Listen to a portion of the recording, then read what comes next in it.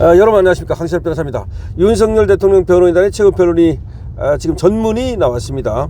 존경하는 재판장님과 재판부 판사님, 먼저 장시간 어려운 환경 속에서도 치우침 없이 공정한 소송 지휘로 이 사건을 충실히 심리해 주셨음에 대해 깊이 감사를 드립니다. 대통령의 비상계엄 선포 이후 시작된 내란머리 싸움과 탄핵심판, 그리고 이 사건의 심리 과정은 발생한 사실에 대한 평가나 심리가 아니라 정치적 목적 하에 예정된 결론을 도출하기 위한 사실의 편집 조작과 왜곡 선동의 연속으로서 법치가 붕괴되어 가고 있는 대한민국 현실에 법조인으로서 한없는 자괴감을 느끼며 절망감과 무력감에 참담할 뿐입니다 라고 먼저 얘기를 했습니다.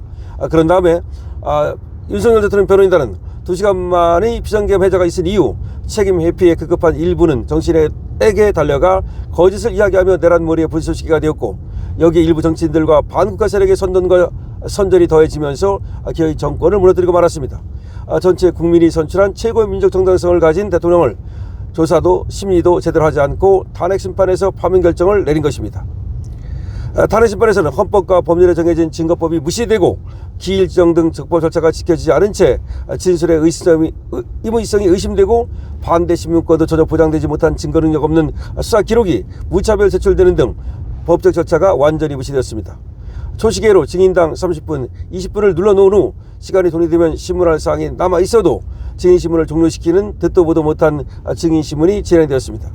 결국 실체적 진실 발견은 안중에도 없이 형식적으로 최소한의 증인신문을 한 후 왜곡과 허위로 점철된 사실 인정을 하고 결론을 도출하였습니다. 그러나 이 법정에서 이루어진 증인신문을 통해 재판부는 물론 이 사건을 관심있게 지켜보신 국민들도 이 사건의 사실관계를 비로소 바로 알게 되었습니다. 탄핵재판에서는 제출되지 않았던 대통령과 사령관들, 경찰청장 사이의 비화폰 통화 기록에 의하면 헌법재판에서 결정적 증거로 인용되었던 곽종근 사령관의 진술이 완전히 허위임이 명백히 밝혀졌습니다. 곽종근은 대통령의 지시를 받아 예하부대 지휘관들에게 국회의원을 끌어내리고 지시를 했다고 하였으나, 곽종근이 부하들에게 지시를 내릴 때는 대통령과 통화를 하기도 전이었음이 드러났고, 허무맹랑한 지렁이 메모를 작성했다는 홍장원의 증언이나 명백히 출입이 통제되지 않고 있던 시간대에 체포 지시를 받았다는 조지호 청장의 증언도 전혀 신빙성이 없음이 드러났습니다. 국회의원을 끌어내라거나 본회의 의결을 방해하는 대통령의 지시가 있었다는 객관적 증거는 전혀 찾아볼 수 없었고, 오히려 당시 야당 정치인에 의해 조작되거나 유도된 허위 진실과 언론의 허위 보도를 통한 여론몰이밖에 없었습니다. 비단 사실 인정의 문제만이 아니었습니다.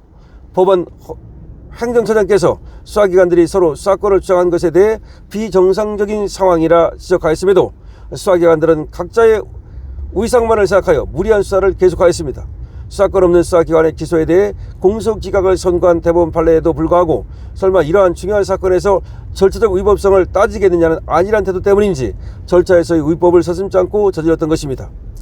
영장 청구 역시 명확한 법문에 불구하고 담당 법관의 성향을 고려해 법원을 선택하는 비정상의 모습이 반복되었습니다. 이로 인해 수색영장에서 형사성법 제110조와 111조의 적용을 예외로 한다는 권력분립에 반하는 우연적인 영장이 발부되기까지 했습니다. 영장의 집행 역시 수사의 주체인 공수처가 법적 근거도 없이 경찰 수천 명을 동원해 압수 영장의 범위를 넘어서는 수색을 하였고, 영장의 제시나 군사시설에 대한 책임자의 승낙 없이 위법한 집행이 이루어졌습니다. 대통령은 비상계엄을 선포하며 200명 내지 300명의 비무장 병력을 동원하였는데, 대통령을 체포하겠다는 수사기관들은 수천 명의 경찰을 동원하고 군사시설의 책임자의 공문서를 위조하는 상황을 연출했던 것입니다. 일체의 적법 절차를 무시하고 현재 대통령을 체포하려는 시도가 명백한 내란인 것인지, 비무장의 최소 병력만을 동원한 대국민 메시지 계엄이 내란이라 할 수 없습니다. 내란 특검은 수사를 종료하며 1.23 비상계엄을 권력 독점 유지와 장기 집권을 위한 친위 쿠데타로 규정하였습니다. 군을 통해 사법권을 장악하고 비상입법기구로 입법권을 장악하며 무력으로 정치적 반대 세력을 제거하고 권력을 독점 유지하려 했다는 것입니다. 대통령을 파면한 헌법재판소조차 비상계엄 선포의 목적에 대해 거대 야당의 독주에 대한 대통령으로서의 책임감이라고 판단하였는데, 특검은 대통령의 비상계엄 선포 목적에 대해 친위 쿠데타라는 소설을 쓰고 망상을 하고 있습니다. 그러나 친위 쿠데타라는 특검 지원과는 달리 1.23 비상계엄은 전혀 치밀한 준비나 계획이 되어 있지 않았습니다. 대통령이 국방부 장관과 둘이서만 의논했을 뿐이고 친위 쿠데타를 할 수 있는 어떠한 준비도 한 일이 없습니다. 내란자의 행위 주체인 조직화된 다수가 전혀 존재하지 않았습니다. 이는 대통령의 비상계엄 선포 목적이 대국민 메시지 계엄이었기에 권력 독점 유지를 위한 구체적인 군 운용의 준비가 필요하지 않았기 때문입니다. 나아가 특검은 분단국가의 현실에서 군이 통상적인 정찰 활동조차 북한의 도발을 유도한 것이라고 왜곡하였습니다. 특검의 논리라면 앞으로 대한민국 대통령은 북한에 대해 어떠한 대비도 하지 말라는 말과 다르지 않습니다. 헌법이 규정한 대통령의 책무에는 국가를 보호할 의무가 있습니다.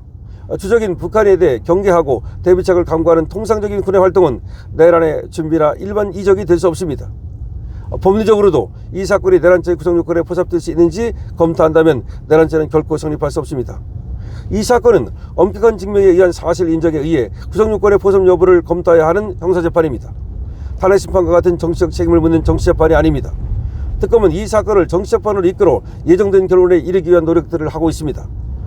군이 국회에 출동하였으니 그 목적과 무장 여하에 불과하고 헌법기관을 무력화시키려는 친위 구태타라는 지극히 형식적인 논리로 내란이라는 점을 주장하고 있습니다.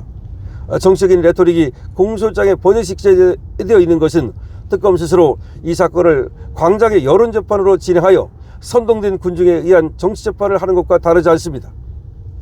내란죄는 법정형이 사형과 무기징역, 무기금고로 제한되어 있으며 국가의 존립을 송두리째 뒤엎을 수 있는 국가적 중대 범죄입니다.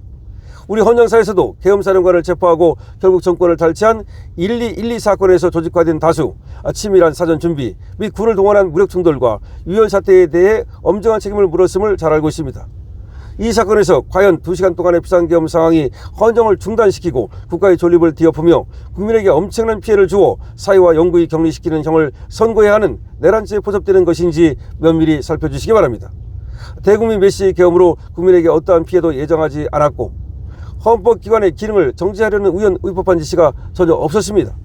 계엄이 선포된 사실 외에 특검이 주장하는 우연의법한 행위는 실행된 것은 물론 실행은 물론 시도조차 된 일이 없습니다. 국헌문란의 목적이 아니라 헌법 수호를 위한 주권자인 국민의 결단을 요구하는 대통령의 대국민 메시지는 결코 내란이 될 수 없습니다. 특검이 제출한 공수처에 의하더라도 반국가 세력을 정리하고 자유민주 체제를 수호하여 헌법 가치와 헌정 질서를 갖추어 미래 세대에 제대로 된 나라를 물려줄 책임이 있다. 나는 대통령이 끝날 때까지 이 일을 위해 최선을 다할 것이다라고 되어 있습니다. 이게 국헌문란 목적이고 장기 집권을 위한 친위 쿠데타가 될 수 있습니까?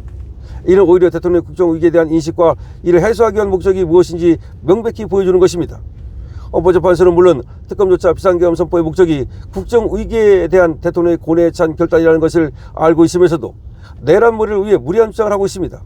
심지어 특검은 대통령 관저 이전에 대해 국방부와 합참이 있는 용산으로 이전한 것이 계엄 준비를 위한 것이라는 주장까지 하고 있습니다.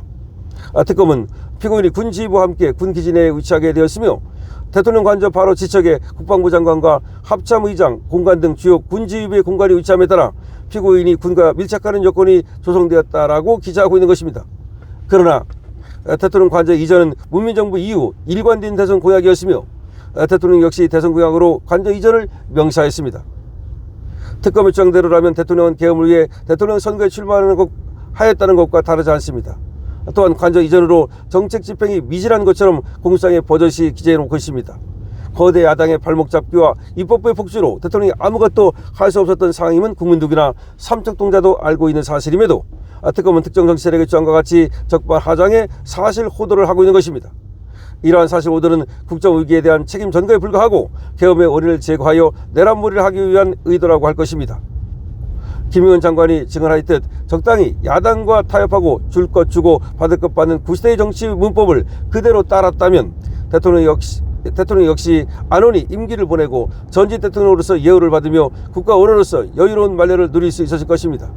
그러나 대통령은 이런 안일한 인식은 국민에 대한 배신이며 미래 세대를 위한 대통령의 책무에 어긋나는 것이라 생각하여 대국민 메시지 계엄 선포를 한 것입니다. 이를 국헌문란의 목적으로 둔갑시킬 수는 없으며 이 법정에서 별안간 권력 독점 유지의 장기 집권을 위한 비상계엄 선포라는 생뚱맞은 결론을 가져올 수는 없을 것입니다. 사법권의 독립이란 입법부 및 행정부로부터 독립하여 공정한 재판을 하는 것을 말합니다.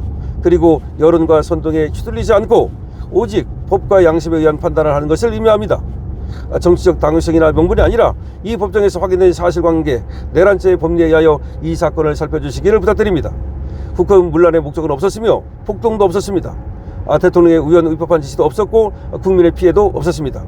국회 비상계엄 해제 요구 의결로 즉시 비상계엄은 해제되었고 대한민국의 헌정 시스템은 어떠한 중단이나 장애도 없었습니다.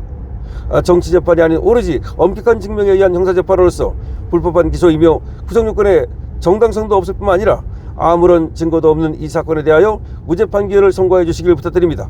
감사합니다. 2025년 1월 13일 피고 윤석열 대통령 변호인단 대표 낭독 김홍일 변호사. 그래서 김홍일 변호사가 이제 마지막으로 이렇게 윤 변호인단 최후 변론을 했습니다.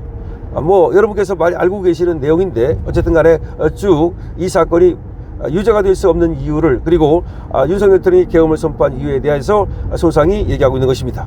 자, 윤 대통령 변호인단 하여튼 간에 지금 뭐 무죄가 나올 것을, 또 공소기가 나올 것을 의심치 않습니다. 고생하셨습니다. 강신업 TV입니다.